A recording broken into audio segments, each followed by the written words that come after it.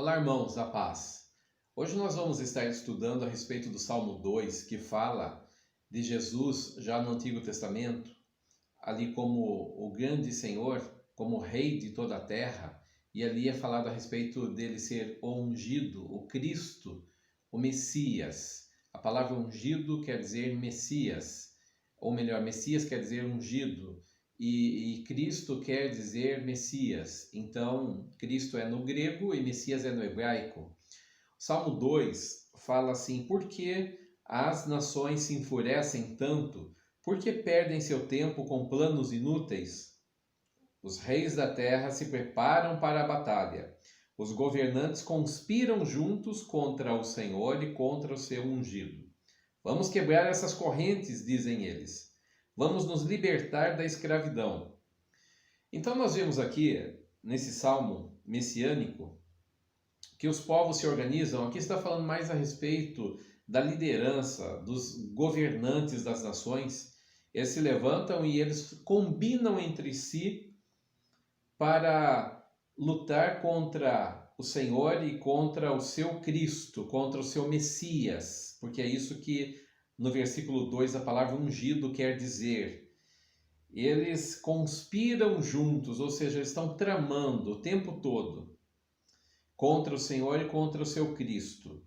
Nós vemos atualmente a chamada agenda global, que ela trata a respeito disso, planos diabólicos de como dominar, como governar sobre a terra e instituir oficialmente um governo anticristão. Então, isso não é de hoje na realidade, isso já é da época do salmista Davi, ele já está falando a respeito disso, inspirado pelo Espírito Santo, ele já escreve a respeito disso, como os povos já se organizavam, como os governantes se organizavam contra o Senhor e contra o seu Cristo. Vamos quebrar essas correntes, eles dizem, vamos nos libertar da escravidão. O que eles estão reclamando aqui no versículo 3? Eles estão reclamando do princípio de justiça de Deus. Essas pessoas querem ter toda a liberdade para pecar à vontade, para fazer o que quiserem, e eles consideram que a linha de justiça, o caminho de justiça do Senhor é uma escravidão para eles, é uma escravidão para os povos. Eles têm uma raiva, uma ira contra Deus por causa da justiça de Deus. Eles querem andar na sua perversidade. O versículo 4 e 5 dizem a respeito da postura de Deus, que é assim, diz assim: aquele que governa nos céus ri, o Senhor zomba deles. Então, em sua ira, ele os repreende e com a sua fúria os aterroriza. Aqui fala a respeito de Deus olhar e rir da forma como eles querem se levantar contra Deus. Por quê? Porque por mais que eles se organizem, por mais que eles tentem fazer alguma coisa, eles não têm como atingir Deus. E é uma perspectiva muito errada essa, é um olhar muito errado que eles têm, de que eles podem de alguma forma atingir o Senhor, fazer alguma coisa contra ele. E a Bíblia diz que então Deus, em sua ira, os repreende. Primeiramente, Deus zomba dos planos maquiavélicos deles. Mas então depois chega um momento que Deus fala: olha, terminou, agora eu vou agir. E Deus, cada algum tempo, ele age com o seu juízo sobre a terra. Ele vem com o seu juízo e ele acaba aterrorizando então esses líderes ou até nações que se levantam contra ele ao longo da história, para amenizar a situação da injustiça gigantesca sobre a terra. Então, cada vez que Deus age, dá uma apaziguada na situação, na fervura da injustiça sobre a terra. No versículo 6, o Senhor diz assim: estabeleci o meu rei no trono em Sião, em meu santo monte. Aqui fala a respeito do governo do Senhor em Jerusalém, em Sião. E ali quando fala, estabeleci o meu rei no trono em Sião, em meu santo monte, Jesus é da linhagem de Davi. Então, o Senhor diz, ele profetiza dizendo que nunca faltaria rei que se assentasse no trono da linhagem de Davi. E o que acontece é que com o passar do tempo, o que aconteceu foi que Jesus veio e ele tinha o direito legal, ele é o leão da tribo de Judá, assim chamado leão da tribo de Judá. Ele tem o poder realmente em suas mãos por ter morrido e ressuscitado ao terceiro dia, mas como homem, nascido ali sob a linhagem de Judá, ele tem direito ao reinado. Ele tem direito. Então o Senhor diz que ele levantou o seu rei, realmente. Jesus hoje, ele não está governando sobre as nações da terra. Embora a igreja está agindo sobre a terra, esse é o período da misericórdia de Deus que nós já vamos explicar aqui. Versículo 7, o Senhor diz assim: o rei proclama o decreto do Senhor. Então esse rei que é ungido, que é Cristo, ele proclama o decreto do Senhor. Olha o que Cristo diz. Ele diz assim: o Senhor me disse, você é meu filho, eu hoje o gerei. E aqui está falando a respeito de quando Jesus nasceu nessa terra, que ele foi gerado pelo poder do Pai Celestial. Você é meu filho, eu hoje o gerei. E nós vemos que isso daqui é repetido ali no livro de Hebreus, no capítulo 5, versículo 5, é mencionado esse versículo. Você é meu filho, eu hoje o gerei. E o Senhor diz para o Cristo, o Pai diz para o seu Filho: basta pedir e lhe darei as nações como herança, a terra inteira como sua propriedade.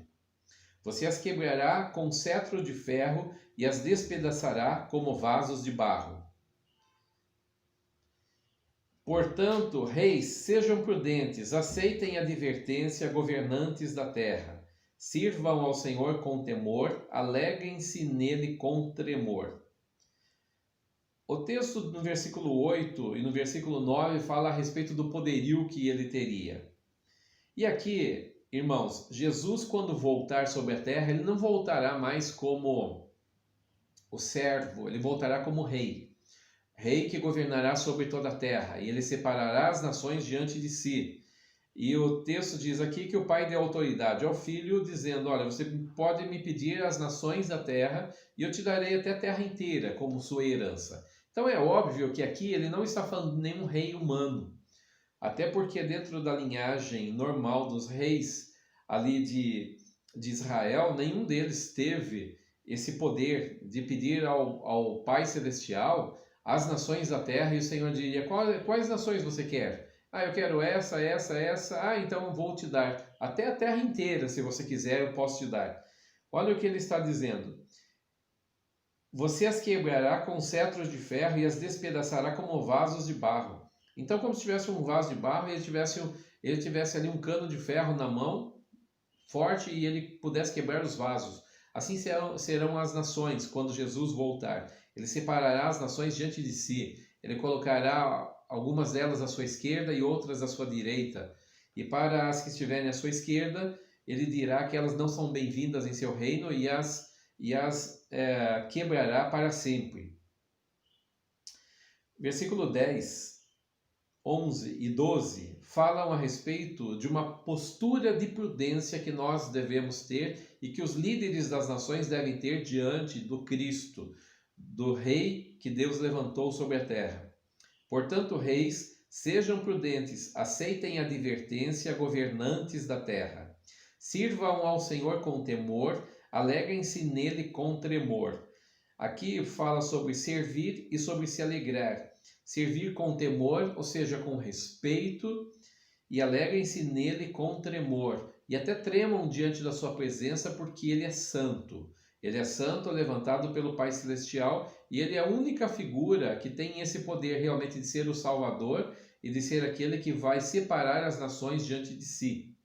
Versículo 12: sujeitem-se ao Filho, para que ele não se ire e vocês não sejam destruídos de repente, pois sua ira se acende num instante. Felizes, porém, os que nele se refugiam. Tem uma outra versão que diz: beijem o Filho.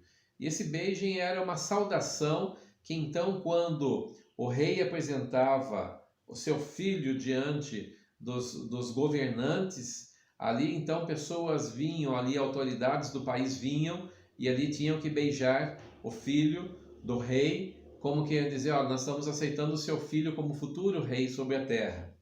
E aqui é o que Deus está falando: sujeitem-se ao filho, ou beijem o filho, para que ele não se ire e vocês sejam destruídos de repente. Ele fala sobre o poder que o filho tem. Agora, o Filho de Deus hoje, ele não está agindo com vara de ferro, com cetro de ferro para esmagar as nações.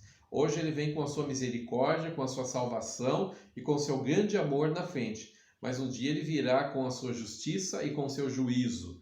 Seu juízo que é a sentença que ele dará. Então, nós devemos pensar aqui que muito tempo antes, Jesus Cristo já era profetizado como divino, como Senhor das nações. Amém? Deus os abençoe, queridos.